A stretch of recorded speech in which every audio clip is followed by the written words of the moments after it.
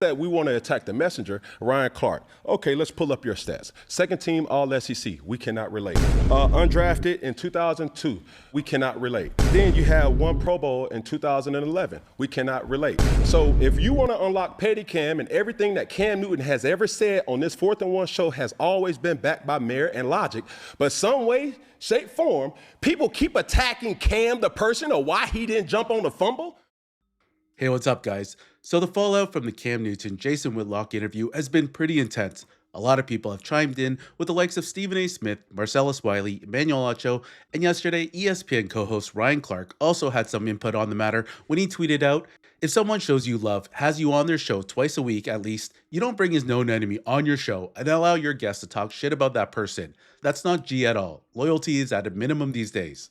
So yeah, that was in reference to Cam Newton bringing on Jason Whitlock for an hour-and-a-half interview, and 15 of those minutes were dedicated to Cam asking Jason about his beef with Stephen A. Smith. Whitlock has made it no secret that he's not a fan of Stephen A. and even called him out for allegedly lying about his collegiate career. That said, Cam Newton finally decided to clap back at Ryan Clark, his ESPN colleague, and did so in epic fashion. And for what it's worth, these two have had small run-ins in the past when Cam last year called out Ryan Clark and his career, basically implying that RC ain't on the same level as him. Anyways, here's what Cam had to say about RC earlier today. Ryan Terry, you know, I rock with you. Yep. But just like in any household, just like any locker room, just like any situation where there's some type of brotherhood, Yeah. we're going to have our disagreements. For sure. And this ain't no different. We just don't have to agree to disagree. Brotherly love, brother. You go to Twitter, I go to 4th and 1. Oh, we always got it done, brother. We talked about it. He sent me a message. That's cool. I appreciate that. Yeah. I didn't know he went to Twitter. I was going to leave it at the conversation. Yeah. So therefore, he said his piece to the world. What you gonna do? Now I say my piece to the world. Okay. So you mean to tell me that you gonna tell me who me can and can't have on me platform? Yeah. That's what he meant. My platform, but yeah. No. Yeah, you understand? Oh, You gonna tell me who me can have on me platform? I don't go and say to you who you can have on your platform. yeah. You understand? I understand what you're saying. And this is the thing, because this is just not about Ryan Clark, because I have so much respect and appreciation to my brother in content, to my brother as a former athlete, to my brother as a very well-spoken individual that has opened doors for the likes of me and the others. Yeah. But one thing that's not going to happen is a puppet string attached to my back. Yeah. Ron Rivera knew that. Jerry Richardson knew that. Gene Chizik knew that. Bill Belichick knew that. Every single coach player that I've ever played with knew that. I'm going to do things how I want to do it. Respectfully. Correct. Yeah. Don't micromanage me.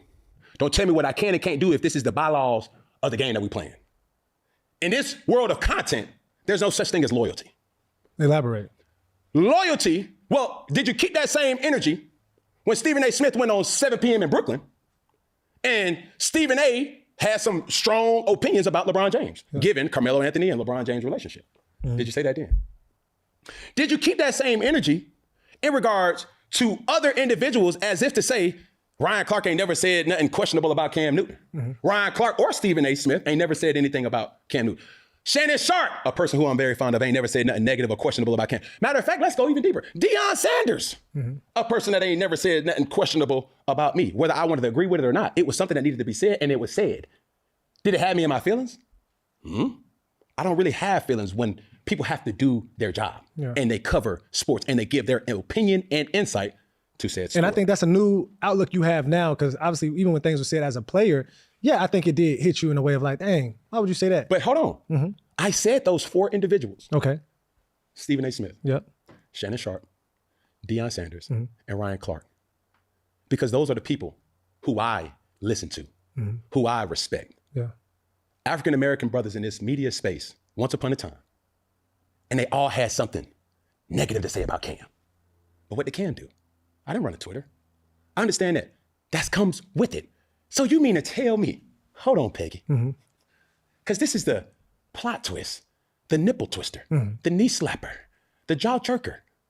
You talk about people for a living and you get mad when somebody talks about you. Yeah. I thought that's The what name it of is. the game, yeah. We all have our own opinion, So people gonna have their opinion about you. regardless. But what's not going to happen here is you tell me what I can and can't do Yeah. on my platform. Given the circumstance to say, this was never about Jason Whitlock and Stephen A. Smith. Yeah, let's clear that up. Set that record straight. The reason why I decided to bring Jason Whitlock on 4th and 1 was because Jason Whitlock had strong takes that I wanted to talk man to man about it. And what better way to ease all that than through conversation? Okay, so yeah, I think Cam is 100% correct here. Cam is free to interview anyone he wants, even though they have an issue with one of his friends. And Whitlock was so critical of Cam in the past, they even actually spent 30 minutes talking about that. So this entire interview wasn't about Whitlock's distaste for Stephen A. Smith. Honestly, I think RC just wants to keep inside his echo chamber and doesn't really want to hear any differing opinions that don't match with his. Not everyone is going to like you or someone you know, so going down that path is useless. Anyways, what do you think about Cam's response to RC?